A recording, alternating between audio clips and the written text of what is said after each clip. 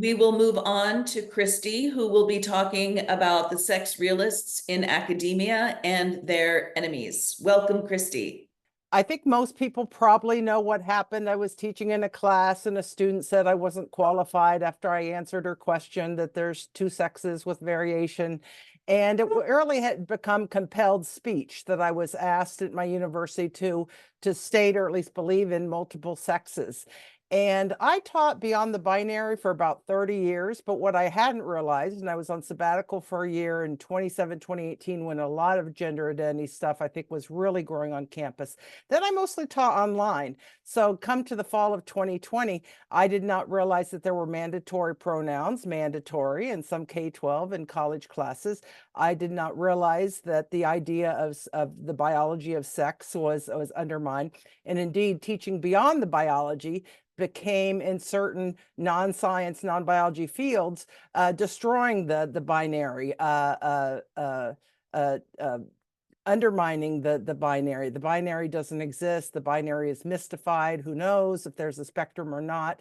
And that really took hold in what I would call ideology over science in the university, and in a post-truth, anti-science, maybe postmodern way. What I was told by a geneticist at my university after I contacted him and had a brief lunch with him, he said, biologists don't want to talk about gender any more than non-biology profs, the humanities, social scientists want to talk about the binary. And I really thought that pretty much clarified it all. You know, the anthropologist C.P. Snow talked about two cultures, you know, that there was the science and the non-science view of reality. And I think this denial of sex has really cleaved through those two cultures, certainly in the university.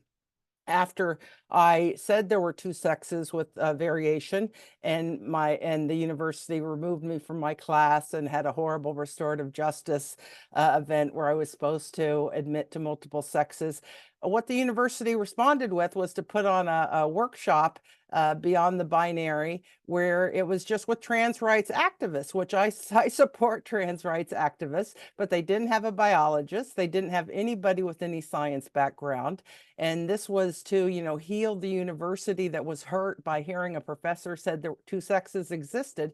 And at this workshop that the president and the DEI person that ran the bad restorative justice was at, people said things without question. Nobody questioned it, that doctors open the legs of babies and guess at birth, and that the binary was a colonial factor of colonial conquest that was brought across the pond and imposed on, you know, maybe androgynous, I'm not sure, indigenous people. So these are things that were said and were not nobody said that there are actually two sexes with variation. A philosopher, someone who went to Harvard in biology of philosophy, she said, did anybody ever tell these few students that you were right, that two sexes with variation? It is really remarkable. 5 years ago, the National Institute for Health had to put out an article for researchers. Basically, it was an article that begged researchers not to, this was before the self-ID movement in science, which has certainly undermined science validity. But their article was two sex forms and multiple genders. This is how we deal in society with this multiplicity of genders, but there's two sex forms. One of my Cheyenne, Wyoming high school buddies was a biochemist, PhD at National Institute for Health. And he said how, you know, he was involved as a Hispanic in the essentialism of race, and how, you know, race self-ID was what you should do in biomedical research. But he didn't realize how crazy it was going to get with gender. And the idea that gender is as socially constructed as race is ridiculous, but that's a very common view now. He just retired from the National Institute of Health along with his boss. He told me his boss said in a top level National Institute of Health meeting, now I identify as a Springbok.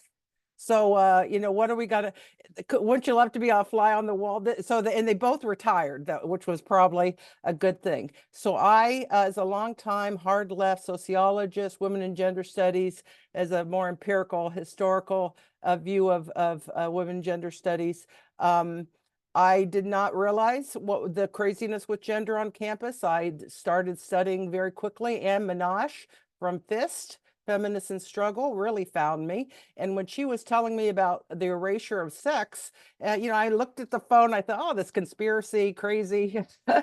I was about halfway reading Kara Dansky's The Erasure of Sex, where I realized, oh my God, she's a TERF.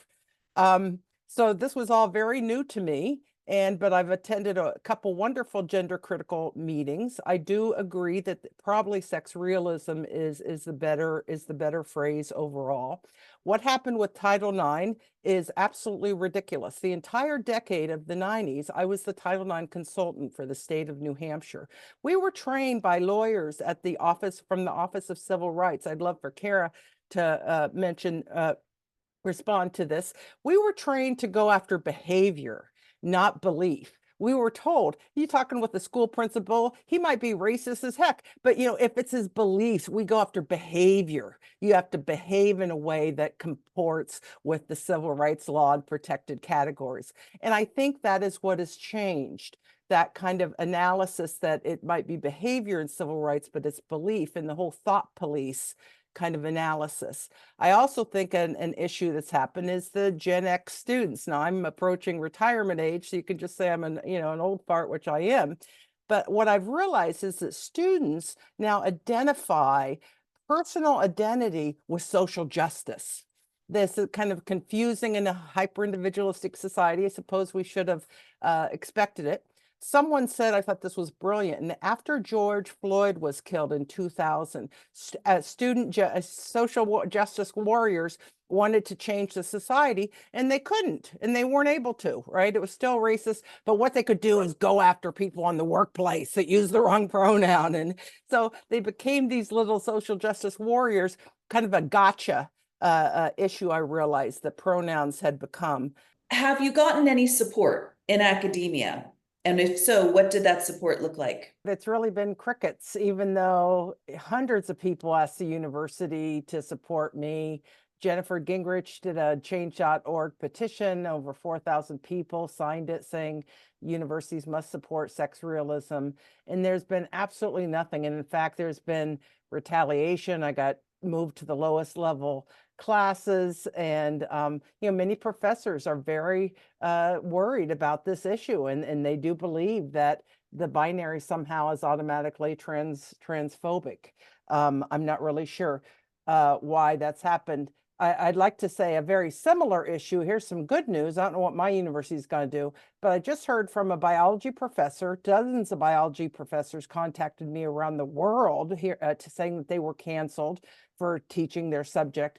In Auckland, Australia, an education professor was told by their administration to write an apology letter to a student that they'd offended by saying two sexes exist. And this was in the paper. And recently I heard from this biology person in Auckland, New Zealand, excuse me, that they've backed off on that. And now the university might apologize to the professor.